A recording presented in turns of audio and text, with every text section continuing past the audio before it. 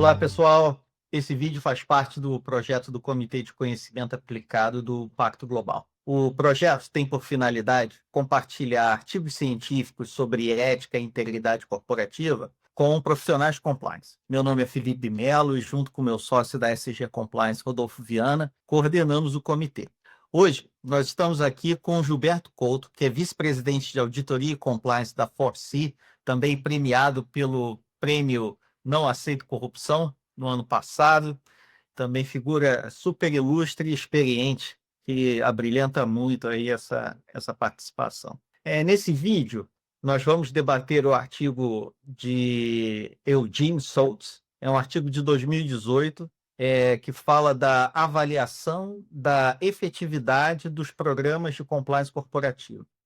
Ele foi publicado pelo New York University Journal of Law and Business e está disponível, facilmente encontrado aí na internet.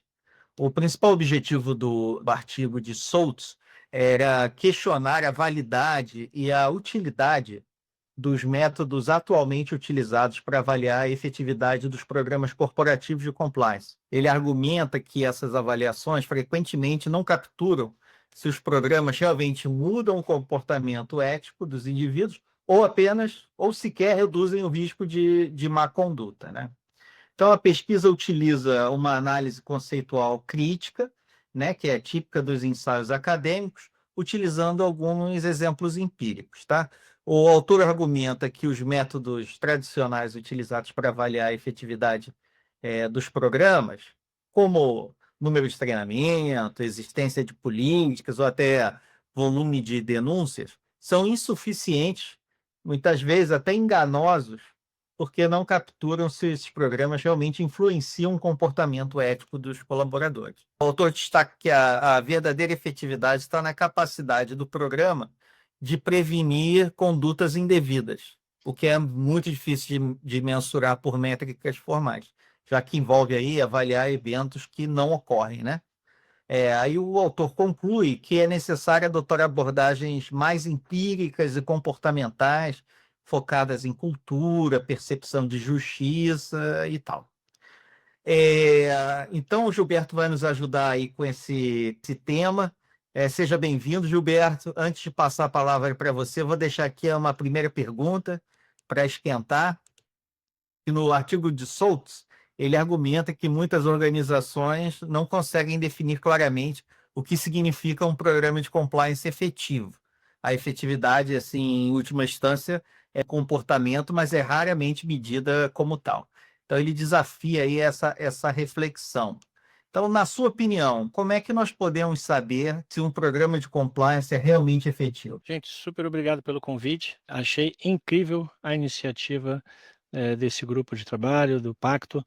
Primeiro porque já me deu a oportunidade de me conectar com um tema super provocativo, o qual eu nunca vi sendo colocado da maneira que o autor desse artigo trouxe, né? Então, a gente que frequenta muito congresso de compliance, todo ano a gente vê profissionais propondo a responder essa pergunta, não de uma forma crítica como o Eugene fez, né? Sempre com soluções que na interpretação deles seria a resposta para essa pergunta, mas que, como o autor bem coloca, está longe de ser algo efetivo. Então, achei incrível, parabéns novamente. Acho que esse vácuo, né, esse vácuo entre a academia e as organizações precisa de fato ser ocupado e é um primeiro excelente e grande passo. Tomara que a gente possa ver mais e mais artigos, sobretudo de autores brasileiros, né, que isso incentive, inclusive, a nossa academia. Bom, a primeira pergunta que você já me fez, eu acho que eu sempre brinco dizendo que é a pergunta do 1 milhão. É, de fato, a pergunta mais difícil e que é a que vai nos dar propósito de prosseguirmos nas nossas missões aqui, né, de compliance ou não. O quão efetivo tudo aquilo que a gente monta, todas as estratégias que a gente define, de fato, elas são capazes de serem efetivas, né? Eu acho que a primeira grande discussão é a gente fazer a correta definição do que seria o efetivo. O que é o efetivo? É garantir que todas as nossas iniciativas, dentro de todo o universo do sistema de compliance, funcionam, elas estão rodando razoavelmente de uma maneira, né, eficiente, ou que elas geram resultado, e o resultado delas, aí a gente já entra na seara do comportamento, ela provoca a mudança de comportamento nas pessoas. Então, eu acho que a gente precisa tratar isso de formas distintas. Ele, no artigo, de certa forma, faz isso. Ele leva para uma questão de mensuração, né, de você ser capaz de gerenciar todos esses dados, mas o quanto isso a gente observa no comportamento dos funcionários. Então, fazendo essa divisão, eu acho que a gente vai conseguir responder efetivamente essa pergunta, porque eu também acredito na questão da medição, é importante, e não vai ser com um indicador único que a gente vai ter essa resposta, mas eu também acho que o comportamento observável não é algo tão fácil, eu até arriscaria dizer que não é algo possível da gente quantificar. Esse é o grande desafio, né? Mas achei incrível a provocação, porque normalmente a gente não vê esse tipo de crítica, né? Esse tipo de crítica aberta sobre que método está sendo usado, se é só um auto-engano e está todo mundo feliz com isso. Ele também traz muito essa discussão no artigo, né? Mas vamos lá, acho que é bastante interessante. Ótimo, Gilberto. Obrigado pela início da provocação. Sempre um prazer encontrar contigo, trocar ideias a respeito de compliance. Tem um ponto aqui também interessante no artigo, porque o autor critica esse uso de métricas padronizadas, né, para medir a efetividade do programa. Por exemplo, né, número de treinamentos ou quantidade de denúncias que seriam para muitos substitutivos aí, então, dessa medição de efetividade. E aí o autor, para ele, é muito claro que essas métricas são muitas vezes ambíguas, inconclusivas e facilmente manipuláveis. Na sua experiência de mercado, o que você vê aí na prática? Quais são os principais indicadores que as empresas costumam utilizar para dizer que estão medindo efetividade? E, na sua opinião, é isso mesmo? Eles não são efetivos? Qual que é a tua percepção sobre isso? Olha, eu acho que não existe, de fato, não existe uma bala de prata, né? A gente não consegue dizer que um indicador resolveria todo o problema, é o conjunto de. Eu gosto da ideia de que você usar todos os artifícios vai te dar uma boa noção se você está caminhando bem ou se você está simplesmente se auto-enganando. Então, os indicadores, vamos chamar assim, os tradicionais, né? Os estáticos, 100% quantitativos, de fato, eles não trazem uma resposta efetiva, mas você tem que acompanhar isso. Você tem que acompanhar porque o histórico, a história dos dados vai te contar um fato. Então, por mais que eles sejam, eu não vou chamar manipuláveis, mas influenciáveis por variáveis que não estão sob seu controle, ou talvez desconhecidas, né, quando você cria determinado indicador, a história deles ao longo do tempo vai te contar, vai te trazer informações. E os indicadores reagem bastante junto ao comportamento. A questão é que eles precisam de tempo, né, para acumular histórico necessário para te trazer essas informações. Então, eu acredito sim que os indicadores estáticos funcionam, ou melhor, servem, né, para te ajudar a responder essa pergunta, mas sem dúvida nenhuma, individualmente, eles não dizem muita coisa. Então, aquelas empresas que se prendem necessariamente somente a esses, de fato, estão olhando no escuro, não sabem responder essa pergunta. Você precisa fazer uma coletânea de estratégias. Então, tem que ser dados estáticos, sim. Você vai precisar de dados históricos, você vai precisar de dados qualitativos. Pesquisas de opinião também são importantes. A pesquisa de opinião, por mais que também seja influenciável, como ele bem cita no artigo, e você não consegue, obviamente, controlar as influências. Afinal, a pessoa responde se quiser, né? Ela pode mentir, ela pode dizer que está tudo bem quando ela tem informações que não deveriam sustentar a sua opinião. Mas tudo isso combinado ao longo do tempo, ela vai te contar essa história. E eu já passei por casos em que que a gente comprovou isso, sabe? Em que erros são cometidos no seu sistema de conformidade, vamos assim dizer, e você vê que numa pesquisa de opinião os funcionários reagem a isso. Então você perde índice de transparência, você perde índice de confiabilidade, a sua imagem, a sua reputação pelas ações que foram tomadas, que foram erradas, vamos assumir. Isso influencia. Então, isso mostra que funciona assim. É que não serve individualmente para responder se tudo isso é capaz de mudar o comportamento das pessoas. Aí eu acho que a gente entra numa categoria de experimentação que ele cita, mas não é o alvo necessariamente do artigo. Ele tenta trazer uma questão mais estatística, né, uma análise mais empírica voltada para estudos de dados. Mas quando a gente entra na série dos experimentos, aí a gente começa a ficar um pouco mais próximo sobre, de fato, se você foi capaz de sensibilizar. O que também não quer dizer muita coisa, porque comportamento humano é uma caixinha de surpresas. Eu acho que talvez tenha sido essa pitada de trazer a questão da natureza humana para dentro do artigo que faltou um pouco, na minha opinião. Porque por mais ainda que eu faça um experimento, é um retrato daquele momento. Nós, né, somos pessoas sensíveis a diversas influências e as minhas decisões de hoje não necessariamente são iguais às de amanhã.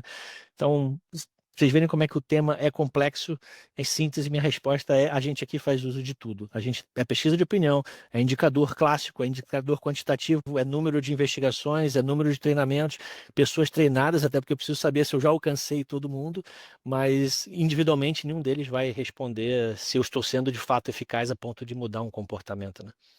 Excelente, Beata. Legal. É isso aí. Ele vai cobrindo de vários ângulos, né, para tentar ter uma visão melhor, né, mais panorâmica, 360 da questão. Deixa eu até aproveitar antes que eu me esqueça, eu acho que Claro. um problema que é trazido às vezes vem dos órgãos reguladores. Ele já vem com um pacote fixo de informações, e quando isso se torna público, que ele também cita isso, né, quando o DOJ fez a primeira tentativa, né, vamos dizer assim, de mapear as perguntas ideais para se fazer a uma empresa que está sendo avaliada, quando isso se torna domínio público, todo mundo entende e vai tentar responder especificamente aquelas perguntas, e fica um negócio mecânico. E vocês bem sabem, né, eu tive a oportunidade de, na minha carreira, passar por um monitoramento independente, né? Então eu vi isso na prática. De fato, eles chegam com um molde, vamos assim dizer, fixo, né, de coisas a serem testadas, e aquelas a quais você não atende, eles inicialmente, a primeira reação deles é criticar. Então você já fica, isso vai criando em nós, né, gestores e empresas, aquela questão: cara, eu não acredito nisso, mas eles dizem que eu tenho que ter. E esse diálogo, assim, existiu, foi super positivo, eles foram super abertos, pelo menos aqui conosco, mas você vê que já vem de uma forma quadrada, e as empresas que não estão dispostas a entrar nessa discussão, abrir essa discussão, sabe? Eu vou fazer então porque é o que eles estão pedindo. Então eu acho que fica um negócio assim meio que veio primeiro, né? Se é a instituição ou se é a má vontade da empresa. Acho que isso também tem que ser levado em consideração. Não, Felipe, super eu queria pertinente. só aproveitar, assim, quebrar um pouquinho o protocolo para contribuir com esse ponto. A gente tem visto isso muito também agora, nessas legislações estaduais e municipais que passaram a exigir dos fornecedores em contratos públicos implementação e comprovação do programa de integridade. A gente viu que isso no Plano da União está num espectro muito alto, né, que é obrigatório só para contratos de alto vulto, acima de 200 milhões, mas a gente tem estado, por exemplo, tem lei dizendo que o mínimo para que a empresa tenha a obrigação de implementar compliance é um contrato de 650 mil. Então, o que está acontecendo?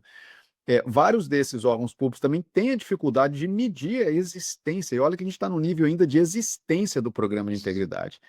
Quanto mais efetividade. E aí a gente tem visto isso, assim, né? Alguns setores, corregedorias, controladorias de órgãos públicos, criando matrizes, assim, interpretando o que são os 15 pontos do decreto anticorrupção, de comprovação, de evidência. Isso é difícil tanto para quem controla, quanto para as empresas também, que passam a ter que responder medidas, demandas diferentes a depender dos órgãos públicos específicos. É isso.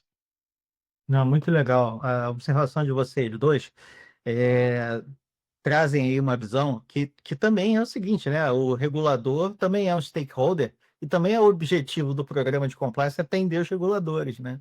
Então, por mais que não tenha um efeito direto, é um efeito esperado, né? É um sinal de efetividade. Não é a efetividade, talvez, que a gente espere, né? De um programa robusto que realmente mude o comportamento. Mas também programas, né, empresas que não implementam programas de integridade, por mais que sejam éticas, talvez tenham dificuldade em demonstrar esse comprometimento, se for tudo muito solto, né? E aí o Soltz pega num ponto interessante que é junto disso aqui. Fala da profundidade que vocês dois falaram, né? Qual é essa profundidade?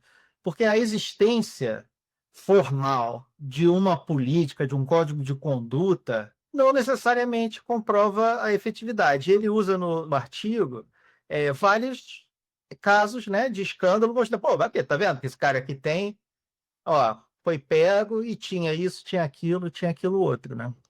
Só que não diferenciava. Então, ele usa esse exemplo para mostrar que as estruturas são de papel. Aí você concorda com essa crítica que muitos programas são avaliados com base mais na existência formal e não na sua efetividade prática, ou as duas coisas? O que você acha aí, ô Gilberto? Eu diria que infelizmente é uma verdade. Não é incomum, né, a gente encontrar, se deparar com sistemas de compliance que são apenas documentais, vamos assim dizer, que não tem, estão longe de uma aplicação prática no dia, né, da organização. E aí, assim, eu sinceramente eu não sei dizer onde nasce, né? Se é da pressão, se é por isso que a gente acabou de falar, né? Se é da pressão dos reguladores para que isso exista e todo mundo vai correr atrás simplesmente para satisfazer, não entenderam o conceito né, do princípio do compliance e fica só uma questão ali de check. Mas eu vejo também que muitos, não só reguladores, tá, mas muitas entidades defensoras do compliance que se propõem a fazer rankings, avaliar empresas, são avaliações documentais, são meras submissão de evidências em vida, né? Mas assim, por outro lado, eu entendo que é possível fazer, né? Não tem como você se envolver diretamente no cenário organizacional vigente, né, na coisa acontecendo, para você saber se aquilo é eficaz ou não. Então, assim, já até adiantando um pouco da minha opinião a respeito, assim, eu não tenho dúvida de que o monitoramento independente, né, enfim, no caso da empresa foi a Cor Leniense, né, é o melhor artifício, porque eles estão inseridos dentro da realidade da empresa por longo tempo, o suficiente para eles concluírem se aquilo é genuíno, né, se acontece de boa fé ou não. Isso, inclusive, no certificado que eles deram ao final do monitoramento, a menção não era que o nosso sistema é eficaz, eles diziam que o sistema era suficiente, ou seja, já dando uma lógica de análise de riscos, olha, para o que vocês precisariam dentro do cenário de riscos, vocês detêm todos os controles e, sobretudo, que foi implementado de boa fé. Agora, você ser capaz de dizer que foi implementado de boa fé realmente é algo muito complexo, porque eles ficaram durante 3 anos, né, acompanhando a evolução e a realidade da empresa. Então, esse é o cenário que, obviamente, seria o perfeito, mas que não é viável, obviamente, financeiramente falando. Mas eu acho que o que mais se aproxima de uma melhor tentativa são as certificações como a ISO. Eu gosto da ISO porque é a que mais se aproxima desse acompanhamento, porque vem os auditores, eles ficam X dias, no nosso caso aqui varia de acordo com a operação, tamanho da empresa, enfim, mas passaram 7 dias aqui conosco, e entrevistam funcionários, acompanham todo o processo, fazem um traqueamento, né, de todos os dados, todos não, mas de dados de uma determinada transação em todas as instâncias. Então, assim, eles por um curto período de tempo, eles conseguem simular o que foi o monitoramento de 3 anos. Então, eu gosto de certificações no estilo ISO por conta disso. Eles se inserem, ainda que temporariamente, vivenciam um pouco da tua realidade e são capazes de minimamente desconfiarem ou não da boa intenção. Até porque em entrevistas com funcionários, normalmente eles conseguem ter essa percepção de intenção, né, de boa fé. Então, eu acho que,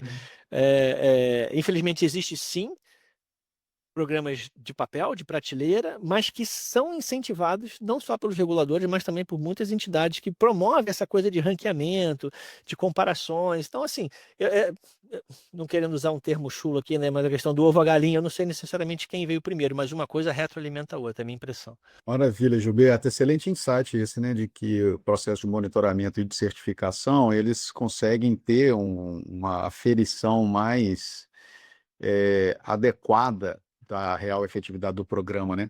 Mas é interessante que o autor, ele cita aqui alguns modelos, né? Assim, ele fala internamente que a empresa pode utilizar algumas abordagens, ele dá até alguns exemplos para dizer que o ideal é que ela use um pouco mais dessas abordagens mais empíricas, mais qualitativas e fala, por exemplo, pesquisas, entrevistas com funcionários, simular dilemas éticos, fazer observações e testes comportamentais, como medidas internas parciais para acoplar aí num conjunto de medidas de verificação de eficácia.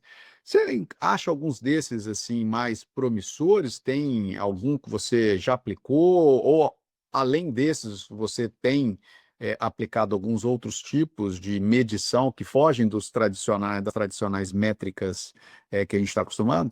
Olha, hoje o que a gente mais investe aqui, se dedica a nível, sabe, de estudar mesmo, nos aprofundarmos tecnicamente, diz respeito a testes comportamentais. Hoje, o compliance comportamental para a gente é uma luz no fim do túnel que nos traz, assim, vários insights e cujos resultados servem, inclusive, de motivação para as equipes. Quando a gente abre o que aconteceu, qual foi o motivo real, como as pessoas se comportaram, aquilo fixa na mente, sabe, na memória deles, e traz muitos bons resultados. Então, hoje a gente investe muito em testes experimentais sobre comportamento de desonestidade.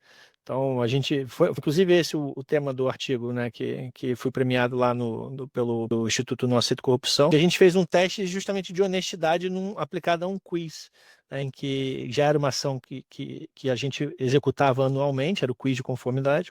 E que em determinado ano a gente decidiu fazer que a própria pessoa faria correção de seus acertos e erros e reportaria quantos acertos ela fez, no melhor estilo lá do Dan Ariely, o livro, né, a verdade sobre a desonestidade, alguma coisa assim, não lembro. Cara, assim, surpreendentemente bateu muito, chegou muito próximo dos mesmos resultados que ele alcançou no livro, mas que nos trouxe insights muito importantes quando a gente começou a olhar para o grupo que fez parte do experimento, alguns dados importantes. Então, a gente percebeu que o grupo que cedeu a burla, né, cedeu ao ato de mentir sobre seus próprios resultados, majoritariamente, para não dizer, eram de equipes que não eram, por análise de risco, as mais submetidas a treinamentos de capacitação sobre fraude, sobre ética, sobre integridade. Então, foi assim, dada todas as licenças poéticas aqui acadêmicas, a gente conseguiu fazer uma correlação entre treinamento e comportamento fraudulento. Porque as pessoas, de fato, mais que passaram, quando a gente olhou o histórico, né, desses integrantes que participaram do experimento, aqueles que não cederam à tentação estavam em grupos que a gente chama aqui de gatekeepers, que são os que a gente mais investe em treinamento, dada a sensibilidade do cargo que ocupam. Então, isso para a gente foi muito interessante. A gente fez o mais recente que a gente fez foi avaliar tempo de permanência no e-learning, em que propositadamente a gente deixou um e-learning bem aberto, em que se a pessoa quisesse, ela ia simplesmente para a última página, clicava em concluído e entregou. E aí a gente fez algumas variações tentativas de sensibilização para que ela não fizesse isso. Né? Falou assim, cara, uma mensagem foi assim, eu sei que você pode, nós sabemos que você pode pular, não sei o quê, mas a gente já tem a certeza que você não vai fazer isso. Cara, não funcionou. Fomos 100% ignorados. O percentual de pessoas que levaram menos de 30 segundos para concluir o treinamento foi o mesmo, né, do que na situação controle. Mas um dos resultados funcionou, um dos nudges funcionou. Foi quando a gente colocou assim, olha, se eu fosse você, eu não pulava esse treinamento, porque a gente sabe que você pode fazer isso, porque vai ter uma prova. Se você fizer isso, você não vai ser capaz de responder todos os controles, porque você não vai poder voltar nas telas. Só isso. Cara, desabou a quantidade de pessoas. A média de tempo de leitura foi superior a quando a gente não deu nenhum recado. Então, assim, a gente faz esses experimentos para saber o que funciona, o que não funciona, e aquilo que funciona a gente adota e segue adiante. Então, hoje eu diria que a gente está nessa fase de compliance comportamental, porque a gente percebeu que é o que mais dá resultado. A gente consegue alavancar mais engajamento com esse tipo de técnica. Gilberto, parabéns mais uma vez aí pelo prêmio. Realmente as tuas técnicas assim, elas são muito inovadoras. Eu gosto muito. Sempre que nós nos encontramos é um tema assim, é com muita alegria que eu escuto os testes do Gilberto. Tem sempre alguma coisa interessante aí para aprender. Não só porque assim ele traz assim, uma série de considerações, como o monitoramento, até como uma etnografia, né? Que aqui no Brasil alguns estudantes também fazem isso, né? Vão para o lugar, sei lá, aldeia indígena, ficar lá um tempo, vive, e aí consegue falar sobre a cultura, né? Então, traçando aí um paralelo com isso. Você falou também daqueles que recebem menos treinamento, e tem aqueles que têm menos risco também, né? Aqueles que têm mais risco, né? Que são os tomadores de decisão, liderança e tudo mais. Então, tem essa complexidade, né? Ela traz aí um problema, né? De como fazer, criar indicadores para percepção dos riscos específicos de compliance. Então, eu queria entender com você, dentro desse teu contexto, assim, bem, você considera muita empresa como uma questão única e tal, como é que tem caminho para transformar esse conhecimento específico, contextualizado? Eu diria que sim, mas requer tempo, requer análise da empresa como uma entidade individual. Acho que não tem fórmula. Essa é a grande dificuldade, sabe, de quem se propõe a avaliar. Esse é o desafio de um órgão regulador que precisa fazer essa avaliação. Ele precisa se inteirar, ele precisa de tempo para entender a realidade daquela empresa, entender os riscos, saber entender o que faz sentido e o que não faz sentido, porque eles sempre vêm com um modelo padrão. Isso aconteceu aqui também, eles chegaram com o modelo padrão, que não tinha nada a ver com óleo e gás, e bateram numa parede. Falaram assim, gente, eu falava, isso não faz o menor sentido, e a nossa realidade não é essa. Então, eram coisas assim do tipo, com aplicação de medidas disciplinares para a pessoa, medida disciplinar, né? Suspensão, pessoa que não faltou 2 vezes o treinamento. Falei, cara, se fizer isso, a sonda vai parar. Se for alguém da operação, eu não posso perder o cara porque ele não fez um treinamento. Então, como é que de uma forma motivadora, né, com propósito, eu incentivo e faz com que ele tenha essa vontade de participar do treinamento? Porque se não for assim, é igual a educação infantil, né, cara? Quem tem filho sabe como é que as coisas funcionam. Você pode tentar a linha, né, da obrigação ali, da ordem, do comando, e a linha da explicação, do incentivo, do propósito, e comparativamente a gente que tem filho sabe qual que melhor funciona. E é bem parecido com isso. Então, é preciso sim uma análise de risco, você tem que estar alinhado ao propósito do negócio, à realidade, o que faz sentido e o que não faz sentido, e não existe um padrão, não existe um programão de prateleira, mas toda empresa no início talvez incorra nesse problema, né? Ache que de fato é assim que funciona e cai nesse erro, mas eu pelo menos eu não conheci profissionais que insistiram no erro, né? Acho que todo mundo percebe, nota rápido e consegue navegar bem depois, né? E vai estudando, e enfim, a comunidade é bastante unida. Maravilha, Gilberto. Então, caminhando aqui para o final, te fazer uma última pergunta aí. Um pouco do seu conselho, assim. Veja, a Forsea é uma empresa que tem uma estrutura de compliance invejável, né? Já vem de um histórico de empresa que investe muito em compliance. Vamos pensar agora naquela empresa que está implantando compliance, contrata aquele primeiro compliance officer, e a liderança tem por finalidade, assim como o compliance, de fato, de criar algo sério, efetivo. Tem alguma questão que você aconselharia, para além, obviamente, do compliance formal, assim, né? Do básico, né? Bom, você tem que ter o regramento, você tem que ter a política, você tem que fazer o treinamento, você tem que ter o apoio da alta liderança, você tem que ter cuidado lá com o procedimento de denúncia para garantir segurança, confiabilidade. Tem algo além disso? Bem, vontade, acreditar, tem que acreditar, não tem jeito. Por isso que é, eu sei que é clichê, né? Hoje em dia a gente falar de tona the top, apoio da alta direção. É óbvio e não é, né? E se isso de fato não acontecer na prática, eu acho que, assim, para a empresa que está começando e contrata esse profissional que vai conhecer, que vai começar esse programa, ele tem que, primeira coisa que ele tem que se inteirar é isso, qual o nível de vontade, de motivação, porque a vontade não vai estar lá, talvez, no dia um. A vontade vai ter, eu estou chamando de vontade o propósito, né? A verdade, né? Que a alta direção tem que ter. É algo que você vai ter que construir, né? A depender da cultura. Às vezes simplesmente não tem cultura. A gente fala muito de cultura, mas não existe cultura de ética integrada. Como é que você vai fazer isso acontecer? Então tem que começar de cima, não tem jeito.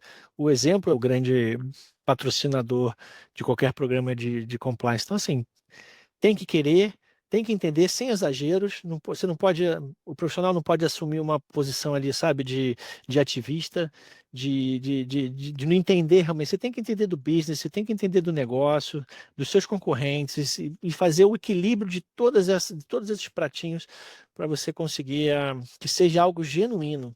Porque só assim você vai conseguir ser bem avaliado sobre a eficácia, aquilo que a gente estava falando, né?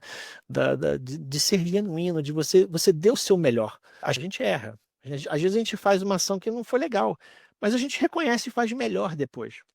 Inclusive, quando a gente estava no monitoramento, essa informação é importante, porque tem muito misticismo, né, por trás de monitoramentos independentes. Teve uma ocasião em que era uma dificuldade sistêmica que a empresa tinha em gerar dados, né? Porque os dados vinham de muitas. O RP não era tão bom, e mesmo você fazendo a extração, você ainda precisava fazer um nível de manipulação para entregar os dados aos monitores. E ali eles viram um red flag imenso. Peraí, você está manipulando dados, eu quero o dado cru.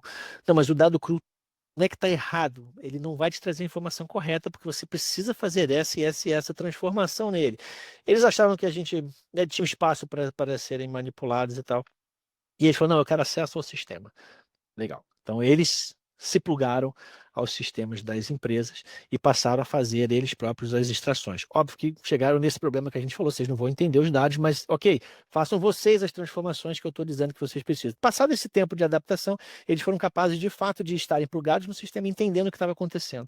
E aí, em conversas com um monitor que fez o acompanhamento na empresa que eu estava, eu falei assim, cara, e aí? Qual é a ideia de vocês? Ele falou, não, nossa ideia é só acompanhar. Na verdade, eles torciam para que algo de errado acontecesse, para que uma não conformidade acontecesse, mas não para notificar. Eles torciam para que uma não conformidade acontecesse para avaliar como a empresa reagiu. Ou seja, quanto tempo detectamos, quanto tempo levamos para detectar, quanto tempo levamos para tomar a decisão e qual foi a decisão para fazer a correção daquela não conformidade. E quando eles viram que isso funcionava, e assim, quando eles só me contaram isso depois de ter acontecido, né? A estratégia deles, obviamente, foi oculta, né? Eu achei genial.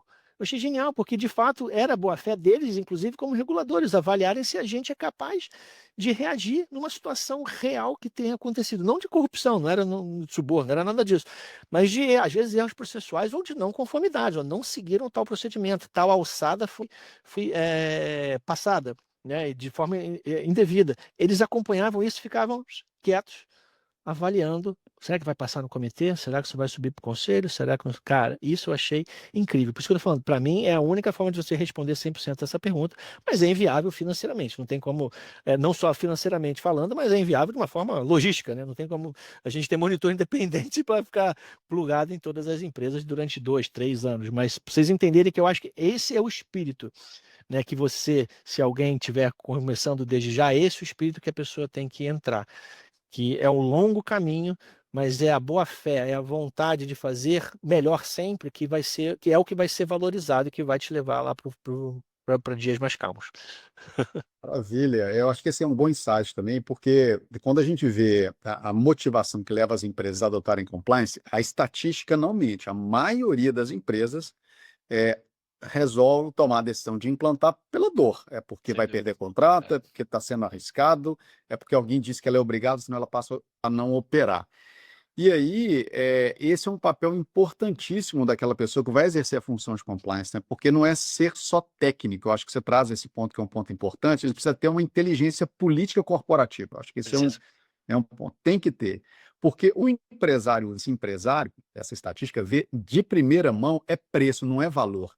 E o valor é construído. E não tem a menor dúvida que nesses ramos de negócio, a gente vê isso o dia, né, Felipe? Assim, o valor é construído e depois de 1 ano, 2 anos, aquele empresário que adotou aquela decisão de ter compliance pelo preço e pela dor, ele passa a enxergar valor. É um bom insight. A integridade é um hábito transversal, né, cara? É assim, não dá para você ser íntegro em uma parte, a outra não ser, né? É uma coisa que faz parte de você de forma genuína ou não faz. Vai tendo um refinamento, né, as construções, mas eu acho que o que o Gilberto traz hoje aí para a gente é muito rico. Essa experiência, essa vontade de testar, de aprender, esse entusiasmo que é comum ver no trainee, Boa, gostei mas dessa palavra. não tem. Não, mas falta algumas vezes dos diretores, né? Assim, esse entusiasmo é muito bacana, Gilberto. Ver assim, é revigorante. Inclusive, ó, eu falei que eu tinha uma crítica específica no artigo, ele menciona assim, mais ou menos, né, é que uma das razões para, enfim, para essas desavenças, né, ou ele fala que não há uma vontade de melhorar, né, de se aprofundar nessa questão que ele traz sobre a eficácia, porque as empresas, os promotores, ele fala aqui, ó, normalmente não possuem um desejo genuíno de realmente melhorar a conformidade. Achei injusto. As empresas, cara, a gente tem muito vontade, sim. O que a gente nota é que falta conhecimento para as pessoas, para os profissionais das empresas evoluírem nesse sentido. Eu tive a grande sorte, privilégio de ter participado, né, de ter me deparado ao longo da minha carreira com uma possibilidade de monitoramento independente. Obviamente, isso me fez alçar voos incríveis. Mas, assim, vontade tem, é genuíno. Mas, assim, falta talvez conhecimento. Do lado dos promotores, como ele citaria, eu já não sei. Porque não sei quantas avaliações esse profissional tem que fazer ao longo do ano, se para ele só é o check the box para facilitar a vida dele, aí eu não posso falar. Mas pelo lado das empresas, o que eu vejo normalmente é muito entusiasmo, é muita vontade realmente.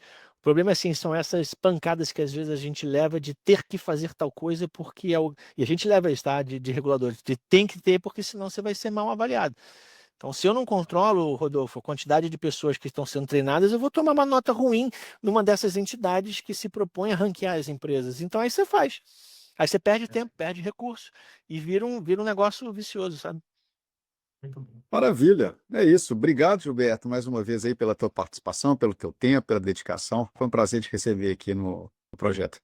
Imagina, obrigado, super parabéns aí pela iniciativa. Obrigado, Pierre.